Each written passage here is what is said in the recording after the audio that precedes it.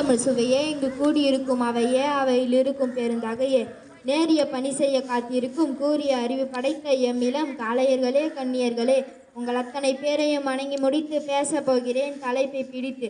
குழந்தையும் தெய்வமும் குணத்தால் ஒன்று, குற்றங்கள் மறந்துவிடும் மனத்தால் ஒன்று, கள்ளமில்லா உள்ளத்தினால் பிள்ளைகள் எல்லாம் கண்ணெதிரே காண்கின்ற தெய்வங்களானார் என்று ஒரு கவிஞர் கூறுகிறார். இன்றைய குழந்தைகள் தான் நாளைய தலைவர்கள், அவர்கள்தான் நாளைய எதிர்காலம் என்று நன்கு உணர்ந்தார் நேரு அவர்கள். அவர் குழந்தைகளுக்கு தரமான கல்வி வேண்டும் என நினைத்தார். குழந்தைகள் மீது நேருவுக்கு அளவு கடந்த அன்பு உண்டு. குழந்தைகளை எங்கு பார்த்தாலும் மிகவும் பிரியமுடன் அன்பு செலுத்துவார். அந்த நேரத்தில் தானும் குழந்தையாகவே மாறிவிடுவார். தனது சட்டை பையில் ஒரு ரோஜாவை எப்பொழுதும் வைத்திருப்பார். அதனால்தான் குழந்தைகள் அவரை அன்புடன் நேரு மாமா என்று அழைத்தனர்.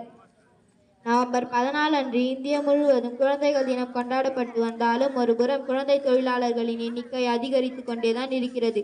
இதுபோன்று நாட்டில் குழந்தை தொழிலாளர்கள் இல்லாமல் அனைத்து குழந்தைகளுக்கும் அடிப்படை கல்வி வேண்டும் என்பதே குழந்தைகள் தின விழாவின் நோக்கம்.